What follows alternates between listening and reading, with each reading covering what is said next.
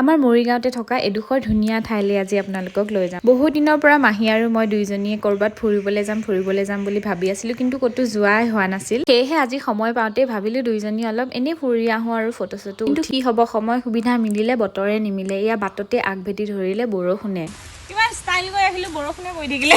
হয় হে দেই। সেইফালে চোৱা না, ইমান ধুনীয়া হৈ আছে। ৱাও, জেগাখিনি ধুনীয়া।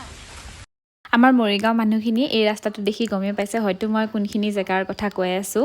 এই যে গছৰ মাজে মাজে মই এইমাত্ৰ খোজকাঢ়ি গ'লোঁ, সেই জেগাকণ কিন্তু মই আজিহে দেখিছোঁ। আগতে মই সেইখিনিলৈ যোৱা নাই। ইয়াতে আপোনালোকে ফটোশ্বুট কৰিবৰ কাৰণে আহিব পাৰে। জেগাটো বহুত ধুনীয়া হয়।